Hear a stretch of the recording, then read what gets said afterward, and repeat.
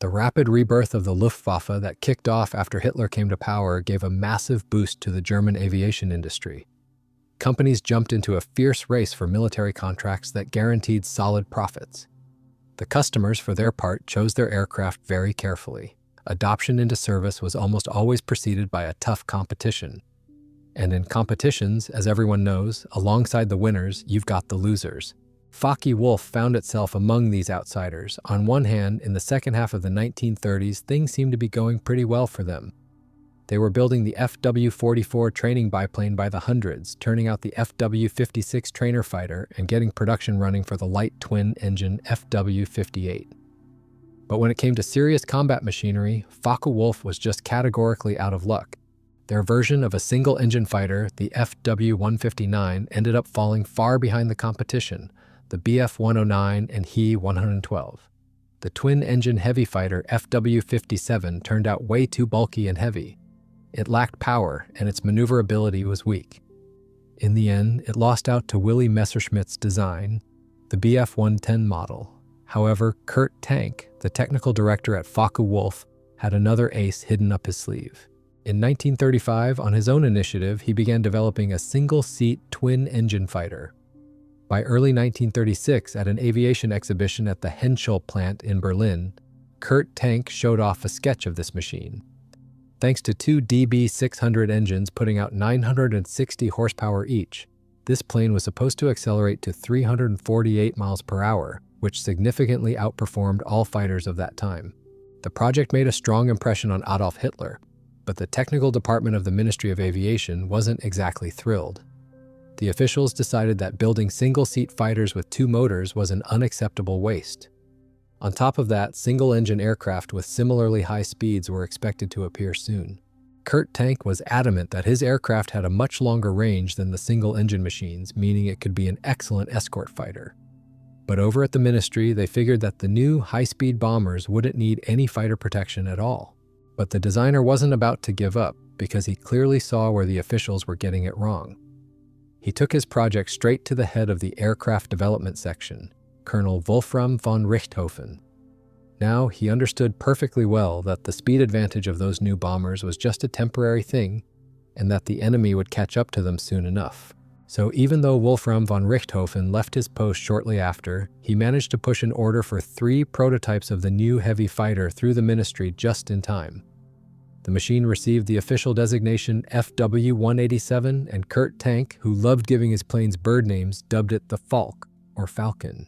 Rudolf Blaser was appointed as the chief designer of the FW-187. First and foremost, the development team tried to reduce air resistance as much as possible.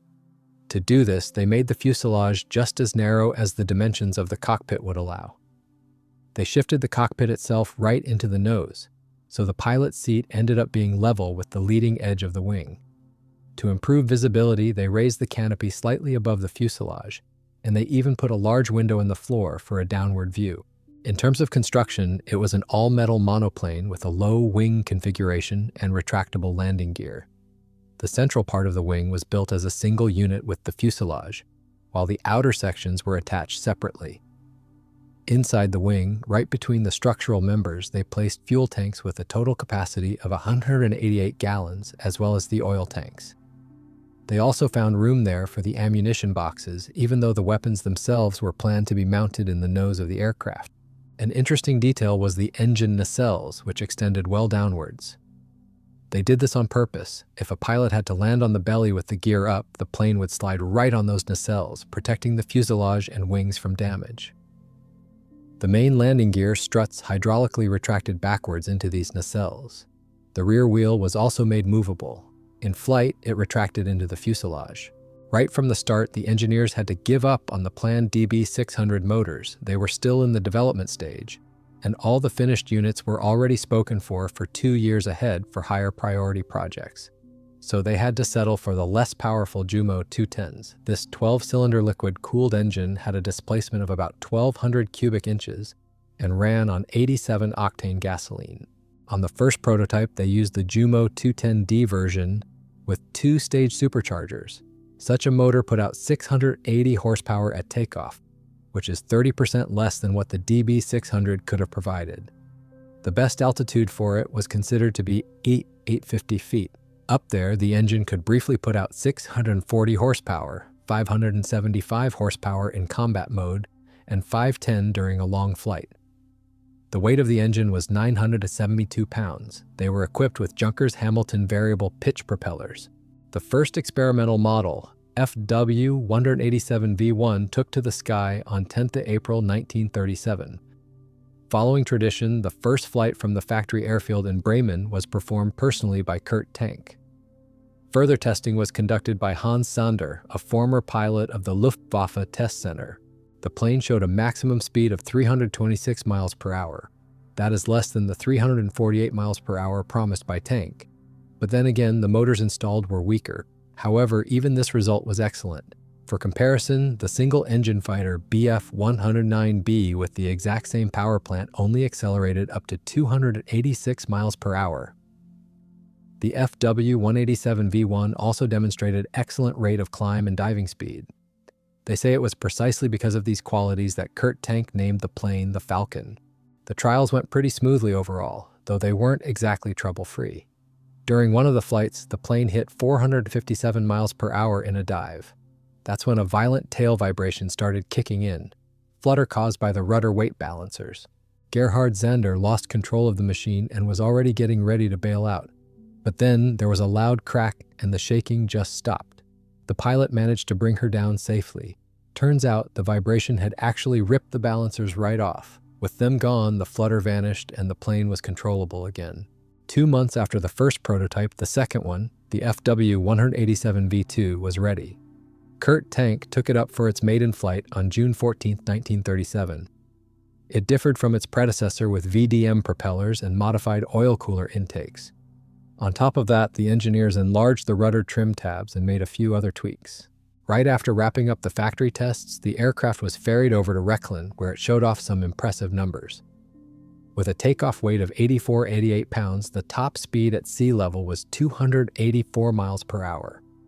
At 9840 feet, that jumped to 311 miles per hour, and at 19680 feet, it clocked in at 297 miles per hour.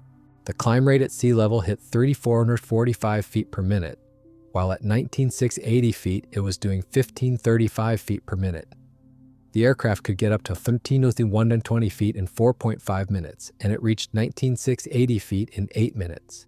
The third prototype, the FW-187V3, didn't start testing until July 1938. They fitted the plane with Jumo 210G engines, which already featured a direct fuel injection system and automatic mixture control. The takeoff power for this motor was boosted to 720 horsepower, and at 18,400 feet, it was putting out 675 horsepower. Another new feature was the jet-style exhaust stacks and simple fixed air intakes, which replaced the complicated adjustable ones. The armament stayed the same as on the first versions, just a pair of MG-17 machine guns, caliber 7.92 mm, mounted on the sides of the pilot's cockpit. In October 1938, this airframe was handed over to Rechlin for weapons testing, and in August 1939, it was officially accepted by the Ministry of Aviation. However, the aircraft had to be written off shortly after. Because of a sudden engine fire, the pilot made an emergency belly landing with the gear up, which put the machine out of action for good.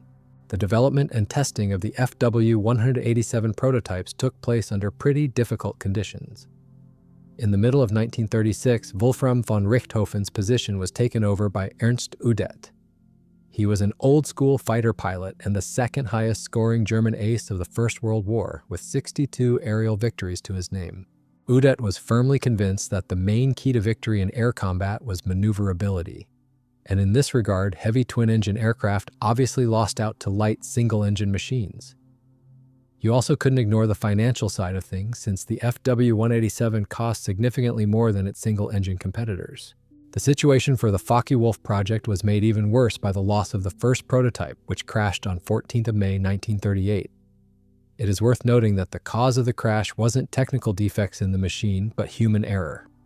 After completing a scheduled flight, the factory test pilot, Paul Bauer, decided to perform a loop over the airfield at an extremely low altitude. Unfortunately, this stunt turned out to be the pilot's last. At the top of the loop, Bauer pulled the control stick back too hard, causing the plane to stall into a flat spin. The pilot managed to jettison the canopy, but he was unable to bail out of the aircraft. Right around the time the FW-187 prototypes were undergoing testing, the Luftwaffe announced they had an urgent need for a two-seat heavy fighter, the so-called Zerstorer. By the middle of 1938, the military had received the first examples of these machines, the Bf-110B. These aircraft were equipped with Jumo 210G engines, the same ones used on the FW-187V3, but despite that, they were about 31 miles per hour slower than the first FW-187 prototypes, which ran on even weaker Jumo 210D motors. Kurt Tank perfectly understood the Luftwaffe's interest in two-seat machines, and he knew that officials at the aviation ministry might simply refuse to adopt a single-seat aircraft. So back in 1937, before the FW-187V1 even took its first flight, he proposed creating a two-seat version. The ministry supported this idea, hoping to turn the FW-187 into an effective night fighter. Space for the second crew member was set up behind the pilot, right over the center wing section. The canopy took on forms that were typical for that era, and it didn't look anything like the futuristic outlines of the single-seat FW-187 anymore. The glazing had heavy framing, the front section covering the pilot opened forward, while the rear section, where the radio operator gunner sat, opened backward. Ministry representatives inspected the mock-up of the new cockpit in December 1937 and gave it their approval. The FW-187V4 became the prototype for the two-seat version. This machine got the Jumo 210G engines with 3-blade propellers that were just over 10 feet in diameter. Because of the addition of a second crew member, the center of gravity shifted, so the engineers had to redesign the engine nacelles by shortening their tail sections. This technical solution made it possible to install ailerons along the entire trailing edge of the wing. The fuel supply was also significantly increased, now distributed across 3 tanks with a total capacity of 293 gallons. On top of the 4 MG-17 machine guns mounted on the sides of the cockpit, the FW-187V4 was fitted with mock-ups of 2 cannons in the lower part of the fuselage. The plan was to install either 20mm MG-FF cannons with drum magazines or the new 15mm MG-151 machine guns, fed by a belt holding 280 rounds. Plus, they mounted an MG-81 machine gun, caliber 7.92mm, in the radio operator gunner's station. It sat on a flexible mount with good firing angles and carried a supply of 1,000 rounds. The plane went out for testing on 27 October 1938, but it met the same fate as the third prototype. It was seriously damaged in a crash caused by an engine fire. Pilot Kurt Melhorn managed to lower the landing gear and attempted a landing. But when he touched down, the aircraft sheared off both main gear legs and kept going, sliding along on its belly and engine nacelles. Despite the crash of the FW-187V4 prototype, Focke-Wulf landed a contract to build 5 pre-production 2-seater aircraft of the FW-187A0 model. The first one wasn't fully equipped, so they only used it for static testing on the ground. The other machines took to the skies in mid-1939, the third and fourth in May, the second in June, and the fifth in September. Initially, the armament consisted of 2 MG-17 machine guns and 2 MG-FF cannons. They decided not to install a machine gun in the rear cockpit, so the second crew member went from being a radio operator gunner to just a regular radio operator. To bring the firepower of the FW-187A0 up to the level of the Bf-110, they installed 2 more MG-17 machine guns on the sides of the cockpit on one of the examples.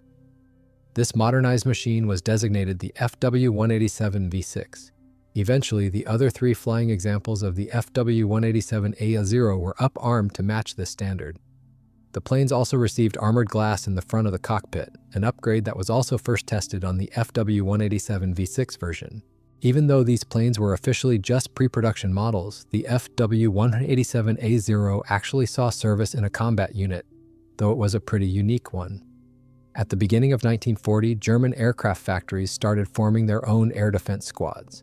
They were equipped with planes built right there at the plant and flown by the factory's own test pilots.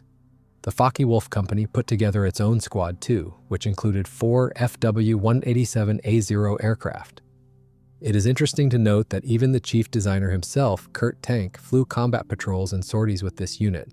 In the middle of 1940, photographs of the FW-187A0 were used to mislead enemy intelligence. The planes were passed off as a new type of Luftwaffe heavy fighter. On 16th of May, the fourth example suffered some damage, but they managed to repair it. The fifth machine was less lucky. After a forced landing on 2nd July, it was beyond repair. At the end of August 1940, the Focke-Wulf Factory Air Defense Squad was disbanded. The 3 surviving planes of the FW-187A0 model were transferred to a reserve heavy fighter group based in Denmark. There, these machines joined a training unit and were used to train pilots. In the sky, they proved themselves to be significantly better than the famous Bf-110, outperforming it primarily in maneuverability and rate of climb. However, in April 1941, the third pre-production aircraft was lost. During the landing approach, the pilot made an error at the controls, and the machine crashed into a forest not far from the airfield. The pilot survived, although he sustained severe injuries. In April 1942, the second aircraft was refitted to test a new weapon. They removed all the old armament and installed a single powerful 30mm Mark 101 cannon. At the end of August of that same year, both surviving FW-187A0s were returned to the factory to take part in tests for the FW-187C development program. Over in Bremen, both machines took some damage during an enemy air raid, but they managed to fix them up. Later on, they were sent back to the reserve group. The second aircraft was written off for scrap in August 1943, while the fourth one kept on flying right up until May 1944. As I mentioned before, the Jumo 210 engines were seen only as a temporary fix for the FW-187. But getting the motors they originally planned for, the DB600s, didn't work out. It turned out those engines were a flop and didn't go into mass production. Instead of those, the specialists at Daimler-Benz developed a much more advanced engine, the DB601. Eventually, that became one of the main power plants for the Luftwaffe's combat aircraft. In March 1938, the Focke-Wulf firm got instructions from the Air Ministry to start designing a version of the FW-187 powered by the DB601A engines. 6 months later, after the preliminary plan was approved, the company was handed a contract for full-scale development. A little while after that, the ministry ordered a prototype with these motors, the FW-187V, as well as 3 pre-series machines, the FW-187B0. Over at the Focke-Wulf factory, they got to work with real enthusiasm. By the time the Second World War kicked off, the prototype was 82% complete, the first pre-series machine was at 75%, and the other 2 were at 60%. However, in September 1939, the program to create the FW-187B was canceled. The reason was that by that time, the heavy fighter Bf-110 was already being mass-produced with those same DB601A engines. The Air Ministry was trying to limit the number of aircraft types in service so they wouldn't complicate production and maintenance. For a while, Kurt Tank tried to keep the work going on his own initiative. He understood perfectly well that to push this aircraft into service with the Luftwaffe, he needed some loud publicity. So the designer planned to create the FW-187V7 prototype, equipped with powerful DB601H engines putting out 1,350 horsepower. This machine was supposed to beat the world speed record set on 26 April 1939 by the ME-209, which had reached 469 miles per hour back then. Although they didn't manage to fully realize this ambitious idea, one Falke with the DB601 motors did actually fly. This turned out to be the FW-187V5, which was outfitted with a special evaporative cooling system. The machine received 2 pre-series engines and started flight testing in October 1939. In level flight at low altitude, this plane hit 395 miles per hour, and its testing actually continued all the way until February 1942. Thanks to the FW-187's excellent flight characteristics, writing this plane off wasn't so simple. When the previous program was shut down, chief designer Kurt Tank proposed creating a high-speed dive bomber based on this airframe. He planned to equip it with DB601F engines, putting out 1,350 horsepower at takeoff. According to the calculations, this power plant would allow it to accelerate to 376 miles per hour at an altitude of around 19,700 feet. The engineers wanted to increase the wingspan and wing area to 388 square feet, as well as install 3 bomb racks, 1 under the fuselage and 2 under the wings. Typically, the aircraft was supposed to carry 1,100 pounds of bombs, but the maximum loadout could reach 4,400 pounds. The gun armament was initially left unchanged. However, later on, the designers proposed adding remotely controlled turrets for side protection, similar to the ones used on the Me-210 and Me-410. They planned to install a 20mm MG-151-20 cannon and a twin MG-81Z machine gun in each of them. There was also an idea to mount even more powerful BMW 801 motors with 1,600 horsepower. But these proposals didn't interest the Reich Air Ministry, so the bomber based on the FW-187 stayed on the drawing board. It seemed like the FW-187 project was dead and buried. But in 1942, the military turned their attention back to it. The reason was the serious trouble they were having introducing the new Me-210 heavy fighter. It just couldn't become a worthy replacement for the aging Bf-110. So the ministry frantically started looking for an aircraft capable of plugging the gap in the heavy squadrons that was about to open up. And that's when they remembered the FW-187. On July 20th, 1942, the Focke-Wulf company got instructions to whip up a design for upgrading their heavy fighter with the new DB605A engines, putting out 1,475 horsepower. These were the exact same power plants used on the Bf-109G fighters. They also looked at the BMW 801 engines as an alternative. The project, designated FW-187C, was given top priority at the factory. Only the FW-190 fighter was considered more important. The designers kept the airframe dimensions the same, but the maximum takeoff weight went up significantly, all the way to 1,880 pounds. They bumped up the fuel capacity a bit to 330 gallons, which was supposed to give it a range of 745 miles. The calculated top speed at an altitude of 23,000 feet was 424 miles per hour, and climbing to 19,700 feet took 5.7 minutes. According to the design, the main offensive weaponry consisted of 4 20mm MG-151-20 cannons. For defense, they included 2 fixed 13mm MG-131 machine guns firing backward and 1 MG-81 machine gun in the radio operator's turret. In an overloaded configuration, the aircraft could carry up to 4,400 pounds of bombs, a single 2,200-pounder under the fuselage, and 2 1,100-pounders under the wings. They also planned to develop special field kits to upgrade the firepower, allowing for the installation of 30, 37, or 50 millimeter cannons. To use the plane as a night fighter, a radar could be mounted. Eventually, the engineers started working on a high-altitude version, the FW-187H. On this one, they planned to use DB605 motors with Heinkel-Herth turbochargers, or alternatively, DB628 engines with 2 stage mechanical superchargers. In August 1942, construction began on a mock-up of the new FW-187C version. The engineers planned to produce the first prototype by modifying one of the old airframes, and the second one based on another machine. It was expected that these aircraft would be ready for test flights by the end of October and November 1942. On top of that, the 2 surviving FW-187A0 planes were brought back from Denmark. They were intended to serve as flying testbeds for checking new systems and technical solutions. However, by the autumn of 1942, all work on the FW-187C project was completely stopped. By that time, the Messerschmitt firm had managed to fix the most serious flaws of their Me-210. Since the production line for the competitor had been ready for a long time, and the company was already developing a variant with more powerful DB603A engines putting out 17 to 25 horsepower, which would later become known as the Me-410, the Air Ministry instantly lost interest in the Focke-Wulf design. In December 1942, both unfinished prototypes were sent to the scrap heap.